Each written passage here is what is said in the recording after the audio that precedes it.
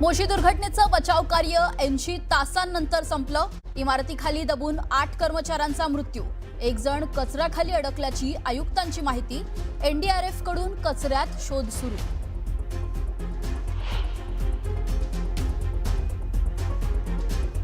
मोशीतल्या विजय सपकाळनं मिळवला मृत्यूवर विजय। विजयची 11 तास सुरू होती मृत्यूशी झुंज।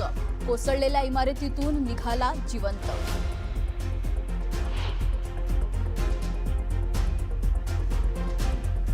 मोशीतील प्रकल्पात एएलपी कंपनीवर अनियमिततेचा आरोप। कचऱ्याची विल्हेवाट न लावल्यामुळे ढीक वाढत जाऊन अपघात झाल्याचा संशय।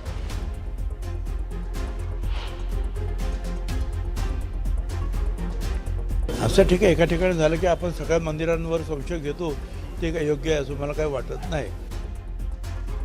सिद्धिविनायक मंदिरात घोटाळा झाल्याच्या उपमुख्यमंत्री शिंदेंच्या आरोपांचं मंत्री भुजबळांकडून खंडन।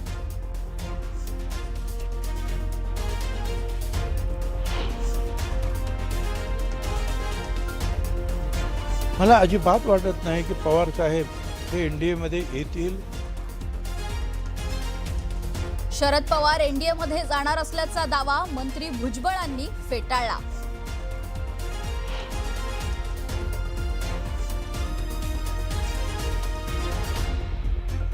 फडणवीस दिल्लीत गेल्यास चंद्रशेखर बावनकुळे बनणार मुख्यमंत्री। शिंदे कधीही मुख्यमंत्री बनणार नाहीत। खासदार संजय राऊतांच्या दाव्यांनं चर्चांना उधाण।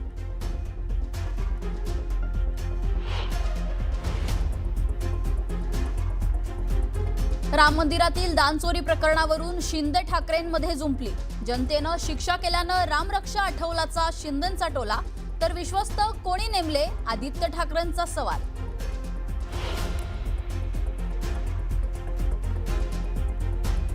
आम्हाला फक्त मनसेमध्ये पाठवायचं बाकी राहिले। वारंवार होणाऱ्या पक्षांतराच्या चर्चांवर सुप्रिया सुळेंचा खोचक टोला।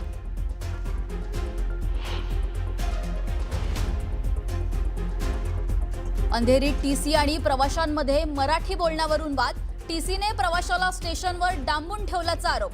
मराठी एकीकरण समिती आक्रमक।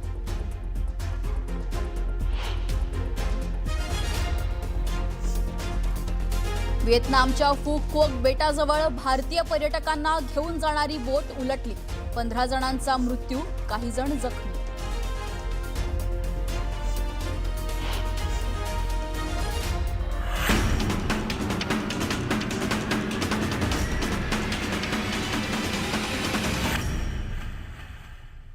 नमस्कार, मी आरती अवठी। आपण पाहताय न्यूज 18 मराठी, आवाज महाराष्ट्राचा। या बुलेटिनमध्ये दिवसभरातील घडलेल्या सगळ्या महत्त्वाच्या बातम्या आपल्याला पाहायच्या। सुरुवातीला बातमी पिंपरी चिंचवडमधून।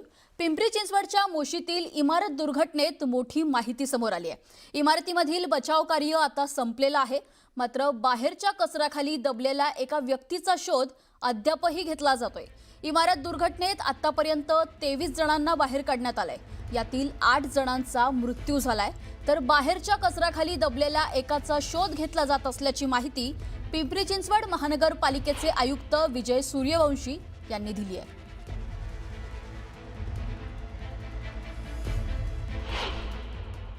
आता प्रशासकीय इमारतीमध्ये जे सर्व अडकलेले होते त्या सर्वांना काढण्यामध्ये आता यश आलेलं आहे। आता 23 पैकी 22 व्यक्तींना आपण रेस्क्यू केलेलं आहे आणि आता फक्त एक व्यक्ती जे बाहेरून जात असताना त्यांच्यावरती जो ढीग पडला आहे कचऱ्याचा, त्या व्यक्तीचं रेस्क्यू आता फक्त राहिलेलं आहे। त्यामुळे आता आमचं सगळं कॉन्सन्ट्रेशन, आमची मशिनरी सर्व आम्ही आता तिकडे आता लावणार आहोत। बाकी इकडचे एनडीआरएफ आणि आमचे फायर ब्रिगेडचे सर्व टीमने खूप मेहनत घेतली। खूप अवघड ऑपरेशन होतं। आज आपण आता हे ऑपरेशन प्रशासकीय इमारतीच्यामध्ये जे लोक फसले होते ते सर्व ऑपरेशन पूर्ण झालेलं आहे। आता फक्त जे बाहेर कचऱ्यामध्ये ज्यांचा अडकून जे काढले गेलेले आहेत त्यांचा आता शोध आपण घेतो। त्यामुळे त्यांचाही शोध लवकरच लागेल असं आम्हाला आशा आहे। लास्ट वाले दिन हमने टोटल 7 डेड बॉडीज निकाली हैं और जो कि बिल्कुल पैनकेक स्ट्रक्चर में कंप्रेस बॉडी थी, लगभग जो बीम और पिलर के बीच में फंसी हुई थी और हमने कोशिश की सभी बॉडी को सही तरीके से उसको बाहर निकाला। आता या बुलेटिनमध्ये बातम्यांचा वेगवान पद्धतीने आढावा घेऊया सुपरफास्ट 100 मधून। देवेंद्र फडणवीस केंद्रात गेल्यावर बावनकुळे मुख्यमंत्री होणार असल्याचा दावा संजय राऊतांनी केलाय। राऊतांच्या दाव्यानं राजकीय चर्चांना जोरदार उधाण आलंय। मी परवाच दिल्लीला गेलो होतो असं वक्तव्य मुख्यमंत्री देवेंद्र फडणवीसांनी केलंय। संजय राऊतांनी केलेल्या भाकितावर मुख्यमंत्री देवेंद्र फडणवीसांनी हे मिश्किल उत्तर दिलंय। राम मंदिरावर टीका करणारे आता रामरक्षा म्हणत असल्याचं शिंदेंनी म्हटलंय, तर टी शर्ट बदलतो तसं हिंदुत्व बदलता येत नाही असं म्हणत शिंदेंनी उद्धव ठाकरेंना जोरदार टोला लगावलाय। सिद्धिविनायक मंदिरात घोटाळा झाल्याचा आरोप केला होता। उपमुख्यमंत्री शिंदेंच्या आरोपांचं मंत्री भुजबळांनी खंडन केलंय। शरद पवार एनडीएत जाणार नसल्याचं छगन भुजबळांनी म्हटलंय। एनडीएत जाण्याचा दावा मंत्री छगन भुजबळांनी फेटाळलाय।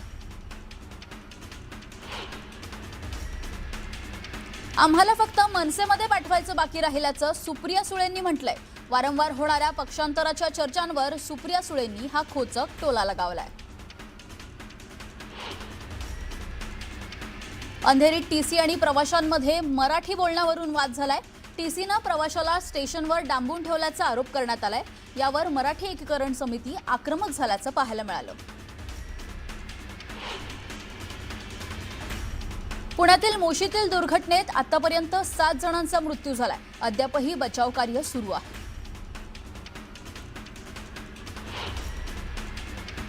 मोशी दुर्घटनेतील जखमींना आणि मृत व्यक्तींच्या नातेवाईकांना कंपनी 25 लाख रुपयांची मदत देणार आहे। ALR कंपनीने पत्र काढून ही माहिती दिली आहे, तर नातेवाईकांना कंपनीत नोकरीही दिली जाणार आहे। मोशीतील वेस्ट टू एनर्जी प्रकल्पात अनियमितता असल्याचा आरोप करण्यात आलाय। राखेची विल्हेवाट न लावल्यानं ढीग वाढत गेल्याचं समोर आलंय, तर मुदत संपल्यानंतरही प्रकल्प सुरू असल्याचं उघड झालंय। भिवंडी शहरातील 100 फीट रोडवरील US टेक्सटाईल कारखाना कोसळलाय। यात 2 कामगार जखमी झाल्याची माहिती आहे। घटनास्थळी अग्निशमन दल आणि आपत्ती व्यवस्थापनाचं पथक दाखल झालंय। संबंधित पॉवरलूम कारखाना धोकादायक असल्याची नोटीस बजावल्यानंतरही हा कारखाना सुरूच होता। त्यामुळे महानगरपालिका प्रशासनाच्या कारभारावर आता प्रश्नचिन्ह निर्माण झालंय।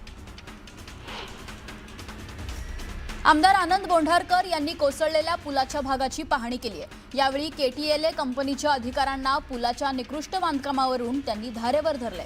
रातोरात पुलाच्या भेगा सिमेंट भरून बुजवल्यानं आमदार बोंढारकरांनी खडसावले। तातडीनं पुलाचं ऑडिट करण्याची मागणीही केली आहे। सैराट फेम अभिनेता अरबाज शेख याच्या वडिलांवर उपचारासाठी सोलापुरात रुग्णालयात उपचार सुरू आहेत। शिवसेना वैद्यकीय कक्षाचे प्रमुख मंगेश चिवटे यांच्यासोबत चर्चा झाल्यानंतर वळसंकर हॉस्पिटलने उपचारासाठी पूर्ण मदत करण्याचा निर्णय घेतलाय। TET पेपर फुटी प्रकरणात आज 2 आरोपींना कोर्टात हजर करण्यात आलं होतं। भिवंडी कोर्टानं दोघांनाही 24 जुलैपर्यंत पोलीस कोठडी सुनावली आहे। पेपर फुटी प्रकरणात आतापर्यंत 12 जणांना अटक करण्यात आली आहे। बीड शहरातील मुख्य बाजारपेठेच्या रस्त्याला मुक्ताई मार्ग असं नाव देण्यात आलंय। मुक्ताईंची पालखी शहरात प्रवेश करतानाच भक्तिनामाचा गजर सोहळा पाहायला मिळाला। पालखी सोहळ्याचे प्रमुख रवींद्र महाराज हरणे, महंत नवनाथ महाराज, महंत संभाजी महाराज, आमदार विजयसिंह पंडित यांच्या हस्ते नामफलक सोहळ्याचं अनावरण करण्यात आलं। नागपूरच्या हुडकेश्वर भागात एका 8 वर्षाच्या मुलीचा विनयभंग करण्यात आलाय। नराधमाला बेड्या ठोकण्यात आलाय। विनयभंग करणाऱ्या नराधमाला पोलिसांनी अटकही केली आहे। कुबेर पोहाणे असं अटक करण्यात आलेल्या नराधमाचं नाव आहे। लातूरच्या खरोळा गावात वायर चोरल्याचा आरोप करत 3 लहान मुलांना शेतातील खांबाला बांधून बेदम मारहाण करण्यात आली आहे। मारहाणीचा व्हिडिओ समोर आलेला आहे। या प्रकरणी रेणापूर पोलिसांनी मारहाण करणाऱ्यांविरोधात गुन्हा दाखल केलाय। रत्नागिरी जिल्ह्यातील दापोली तालुका सलग पॉक्सो गुन्ह्यांमुळे हादरलाय। जुलै महिन्यात अवघ्या काही दिवसांमध्ये पॉक्सो कायद्याअंतर्गत 4 गंभीर गुन्हे दाखल झाल्यानं संपूर्ण तालुक्यात खळबळ उडाली होती। अल्पवयीन मुलींवर अत्याचाराच्या वाढत्या घटनांमुळे पालकांमध्ये भीतीचं वातावरण निर्माण झालंय. दोषींवर कठोर कारवाई करण्याची मागणीही आता नागरिकांनी केली आहे. छत्रपती संभाजीनगरमधील पडेगाव परिसरात तथाकथित डॉन बाबा फरजानच्या बंगल्यावर पोलिसांनी धाड टाकली. बंगल्यातून 5 कोटींची रोकड, 21 लाखांचं सोनं, 8 लाखांची चांदी, 4 रायफल, 500 जिवंत काडतुसे, तलवारी, चाकू आणि महत्त्वाची कागदपत्र जप्त करण्यात आली आहे. मोठ्या प्रमाणातील रोकड मोजण्यासाठी नोटा मोजण्याची यंत्रही मागवण्यात आली होती. मलकापूर शहरातील 30 ते 40 विद्यार्थ्यांना मधमाशा चावल्यात. आगशिवा डोंगरात बिनारोपण करताना मधमाशांनी हल्ला केलाय.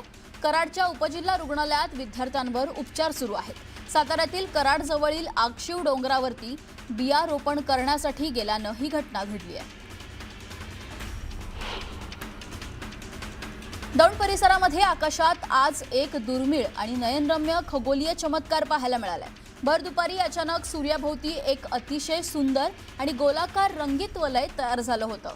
हे विलोभनीय दृश्य पाहण्यासाठी नागरिकांनी मोठी गर्दी केली होती.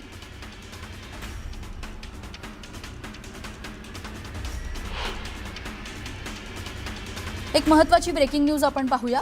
अंधेरी स्टेशनवरील टीसी आणि प्रवाशांमध्ये वाद झाला होता. अमराठी टीसीनं मराठी बोलण्यास नकार दिल्याचा आरोप प्रवाशांनी केला. एवढंच नाही तर अमराठी टीसीनं प्रवाशाला काही काळ कोंडून ठेवल्याचाही आरोप आहे. आता यावरून मराठी एकीकरण समिती आक्रमक झाली होती. अखेर त्या प्रवाशाची सुटका करण्यात आली आहे. तर अंधेरीतली ही महत्त्वाची बातमी. मराठी